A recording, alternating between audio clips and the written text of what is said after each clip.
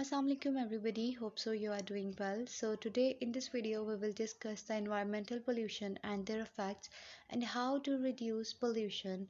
What's the government contribution in these factors to reduce the pollution? As we have discussed in the previous video that how these pollution factors like pollutants cause pollution and make the environment pollutant and what are their impact on the human health or the aquatic life we have discussed in the previous video. If you haven't checked it there, we will share the link in the description box. Make sure you check and subscribe our channel for the latest updates.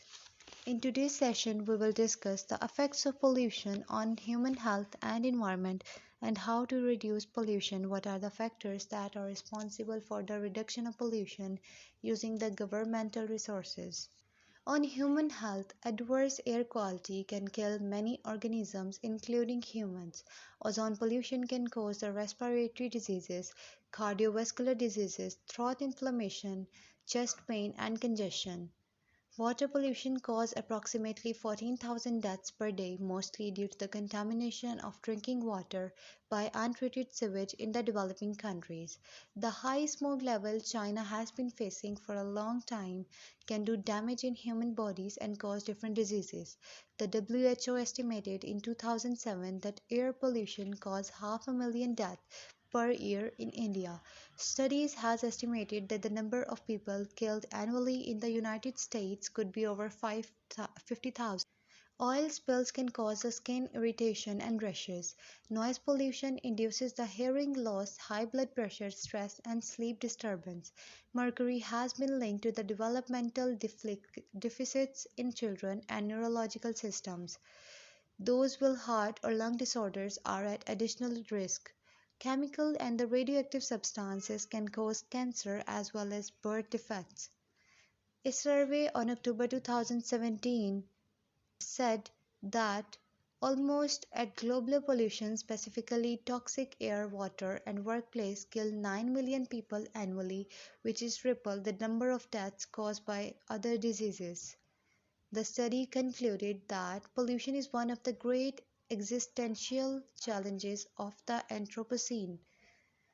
Pollution endangers the stability of the Earth's support system and threatens the continuing survival of the human societies. Pollution has been found to be widely present in the environment. There are a number of effects of this. Biomagnification describes a situation where the toxins such as heavy metals may pass through trophic level and become exponentially more concentrated in the process. Global carbon dioxide emission by the jurisdiction. The emission of the greenhouse gases lead to the global warming which affect ecosystem in many ways. Invasive species can outcompete the native species and they can contribute biomolecules that can alter the soil and the chemical combination of the environment. Nitrogen oxides and the smoke can reduce the amount of sunlight received by the plant to carry out photosynthesis and leads to the production of the tropospheric ozone which damages the plants. Nitrogen oxides cause acid rain, soil become infertile and unsuitable for plants. Sulfur dioxide and nitrogen dioxide lower the pH of soil and water. Organic pollution of watercourse can deplete the oxygen level and reduce the species diversity. There are a lot of methods to reduce the pollution. Around the world, people and governments are making effort to combat the pollution. Recycling, for instance, is becoming more common. In recycling, trash is processed so its useful material can be used again. Glass, aluminum cans, and many types of plastics can be melted and reused.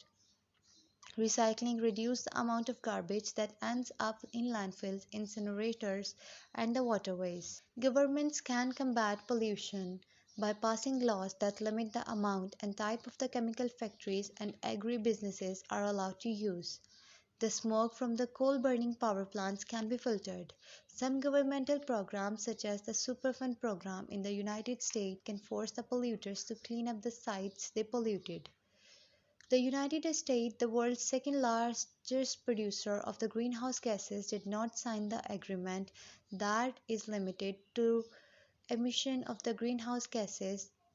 which has been signed by 191 countries. Reducing pollution requires the environmental, political, and the economic leadership. Developed nations must work to reduce, recycle their material, while developing nations must work to strengthen their economies without destroying the environment. Developed and developing countries must work together toward the common goal of protecting the environment for the future use and the protection of the habitat from the destructive effects. So if you're looking for a detailed video on pollution, types of pollution and the effects they cause, make sure you subscribe our channel for the latest update.